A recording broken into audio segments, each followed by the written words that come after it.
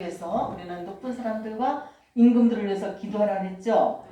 그래서 저는 정말 이 삶 속에서 한 분들 한 분들이 얼마나 귀해요.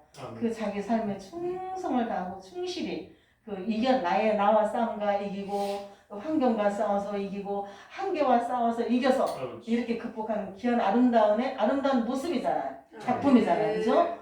정말 감사를 드립니다. 오늘 11시에 제가 이렇게 나라 민족을 위한 부전을 여러분 다 받으셨죠? 우리가 이 나라의 민족이 어떻게 여기까지 왔는지, 그리고 단계가 있지 않습니까? 대한민국이 건설되기 전에 우리 뿌리를 잘 알아야 되잖아요. 그런데 여러분 그 이야기 잘 아시죠? 호동이와 뭐 누구예요? 자, 호동이와 누굽니까? 네? 장난도 많이 들어보시지 않았어요? 그 유래가 어디에서 나오는가? 그 유래가. 그래서 영빈 뭐랄까요? 그 노래가 있지 않습니까? 요새도 그 호동이와 낭낭공주를 위한 노래를 지금 이게 부르는데 그게 역사예요, 역사. 우리나라 역사가 중국에서부터 이제 시작이 된 거 아니겠습니까? 중국에 너무나 많은 1000년, 2000년 동안에 서로 싸우고 또 싸워서 이겨서 통합을 하고 또 그 팀하고 또 얼마나 그 많은 부족들이 있습니까? 또 싸워서 결국 온 나라가 이루어지는 건 싸움으로 전투로 이루어져 여기까지 왔는데, 그러다 보니까 이제 이 중국에 결국 다 싸우고 해서 딱 한 나라가 이제 누가 남았습니까? 유방하고 그 다음에 누구예요? 유방하고 항우. 그죠? 그래서 유방은 한 나라, 그 다음에 항우는 청나라. 이렇게 또 두 사람이 또 마지막으로 또 붙었습니다. 붙었는데 누가 이겼어요? 항우가 상당히 귀족이고 그런데 욕심도 많고 사람을 믿질 않았어요. 상당히 그 사람에 대한 그런 전례가 많이 있지만 결국 그 주변에 있는 모든 사람들이 다 떠나갔어요. 다른 쪽으로 다 떠나갔어. 그러니까 결국 싸움이 전투가 붙었는데 전세가 이쪽에서 기울을 수밖에 없잖아. 다 저쪽으로 떠났기 때문에. 그래서 그렇게 우세하던 그런 강세가 꺾이니까요, 이 사람이 결국은 자살해서 죽었어. 항우가.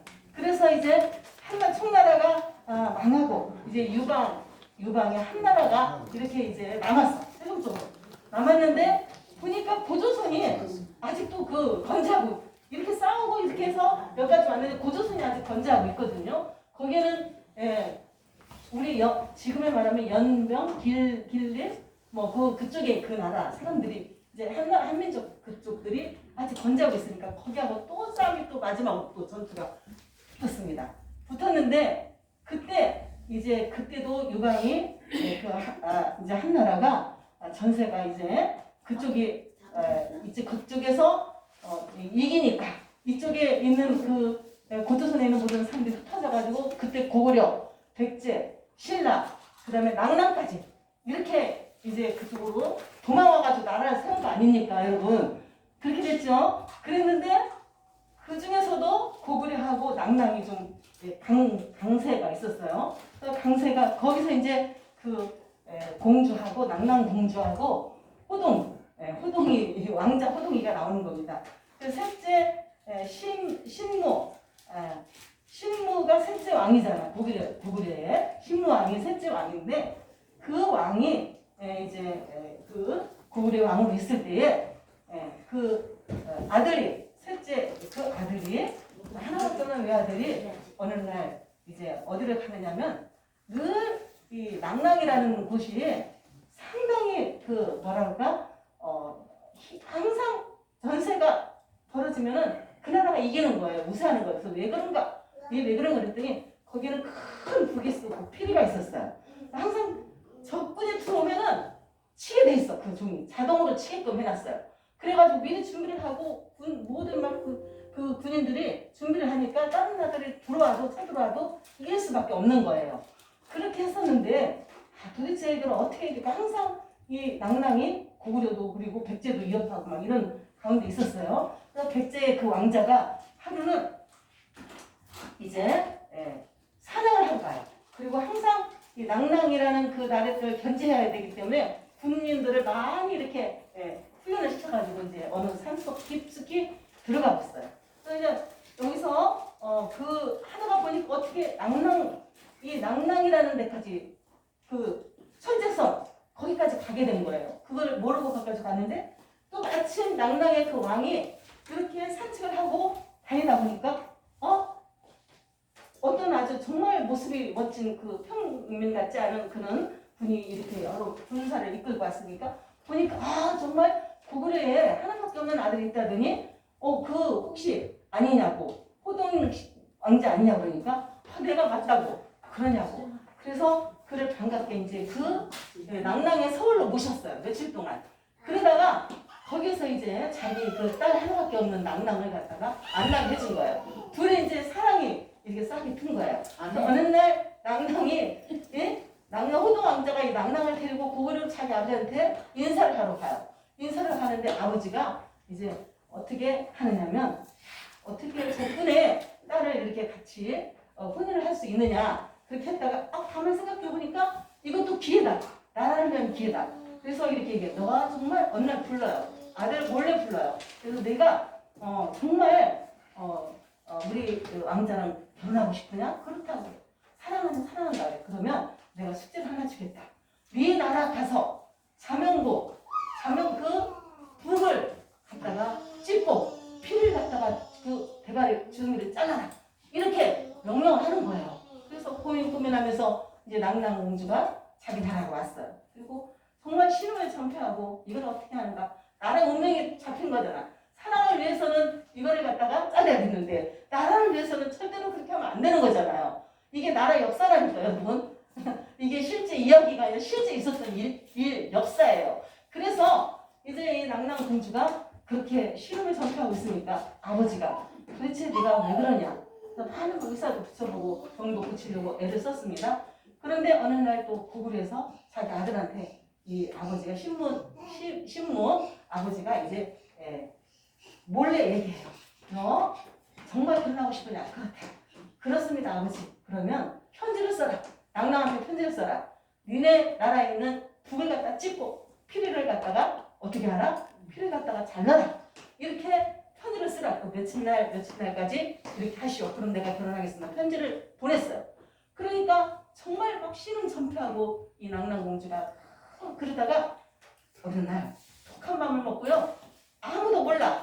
거기는 그 자동으로 올리는 그 북하고 피리를 보는 사람은 아버지하고 딸하고 몇몇 사람들뿐이 모르는데 거기 가는 거예요. 거기 가가지고 어느 날 자기가 급한 일을 자기를 하려고 하는 그 칼을 갖다 끊었어. 그리고 그 칼을 가지고 그 북을 그냥 찔러서 딱 찢어버리고 그리고 피리를 갖다가 여러분 그리고서 거기서 실신해버린 거예요. 실신해버리고 나중에 아버지가 와서 야 이게 도대체 이거 누가 이렇게 했느냐. 그리고 마침 그때 고구려가 이제 군사를 몰고 막 쳐들어왔는데 차명 종이 안 울려지니까 점령을 다 한 거야. 낭랑이 이제 거의 다 막 전폐하다시피 한 거예요. 그때 이제 이 아버지가 도대체 왜 이게 안 울렸냐. 자동 분리는 이 북이 안 울리고 이 피리가 안 울렸냐. 그래서 거기 이제 보니까 자기 딸이 의심이 간 거예요. 딸한테 가니까 정말 딸이 그런 짓을 한 거 아니에요? 그러니까 너는 너무나 넌 내 손에 죽어라. 그래가지고 아버지가 칼 들고 자기 딸을 죽이려고 하니까 아버지가 저를 죽이면 평생 후회합니다. 제가 자결하겠습니다. 그리고 그 딸이 자기가 자결하고 약을 먹고 거기서 유서를 써먹고 죽습니다. 나라를 내 지아비 내 남편을 내가 사랑하는 마음으로 이 나라를 잃고 사랑하는 그 사람 때문에 그렇게 한 거예요. 그걸 저버릴 수가 없어가지고 그렇게 한 거예요. 그래서 그거를 들고 이제 보냅니다. 그거를 보내니까 그쪽에 고구려하고 아들 왕자가 너무나 놀란 거예요. 자기도 몰랐어요. 그 고구려 임금이 자기도 모르게 하고 그 며느리도 모르게끔 그 일을 그렇게 한 거예요. 알았더라면 다 그렇게 해놓고 결국 그때 정말 그 방황하고 있을 때 왕을 투기대로 세우려고 하는데 술을 먹고 이제 그 일 때문에 방황을 하는 거예요. 그런데 그 왕자의 그 아버지의 이제 아버지가 호동 왕자의 엄마가 미리 세상을 떴어. 그렇기 때문에 계모가 이제 돌아서 살고 있었는데 거기서 또 아들을 또 낳은 거예요. 그래가지고 그 계모는 내 아들 갖다가 왕한 서울 낳을 거 아니야. 그래가지고 어떻게든지 시집을 잡으려는데 저렇게 술 먹고 돌아다니니까 그 계모 그 왕자 호동이 왕자를 어떻게 머리를 쓰다가 이 낭랑공주처럼 자기 어느 날은 술을 잔뜩 먹었는데 모습을 낭랑공주처럼 하고서는 나타난 거야 그 왕자 호동 왕자한테. 그러니까 이 호동 왕자가 낭랑공주 하면서 진짜 낭랑공주가 알고 살아서 나타난 줄 알고 막 그렇게 하다가 그러니까 막 소리를 지르면서 이 엄마 계모가 소리를 지르면서 사람 살리라고 이렇게 이 왕자가 지금은 이제 이렇게 아주 돌았다. 막 사람들이 와가지고 왕한테 막 연락하고 그러니까 어떻게 이럴 수가 있느냐 네가. 그냥 완전히 그런 우리나라 역사가 피비린내는 역사예요. 그래서 이제 계모의 아들에게 결국은 왕위를 물려주게 된 거예요. 그랬는데 물려준 날 어느 날 날짜를 정해놨는데 이 호동 왕자가 그날 하루 이틀 되기 전에 자살해서 또 죽어요. 그래서 그 못다 이룬 그 나라를 잃어오면서까지 그 호동 왕자와 이 낭랑공주가 그런 자명고 그 노래가 있잖아요. 우리나라가요 이렇게 피눈내 나는 역사고 서로 죽고 싸우고 정말 나라를 구하기 위해서 자식도 이런 속에서 우리나라가 거기까지 고구려 백제 신라가 형성이 된 거예요. 자, 그 다음에 어떻게 된 것은 다음번에 여러분에게 말씀드리겠습니다. 왜냐하면 우리가 이 역사의 흐름을 알아야 기독교가 그래서 어떻게 나중에 들어와서 우리나라가 지금 이렇게 되었는지 기여를 해야 될 거 아닙니까? 나라 민족에서 나라의 뿌리 역사 제일 처음에 이루어지게 된 동기를 여러분 잠깐 10분 안 되죠? 말씀 나눴습니다. 우리가 나라 민족을 위해서 여러분 기도할 때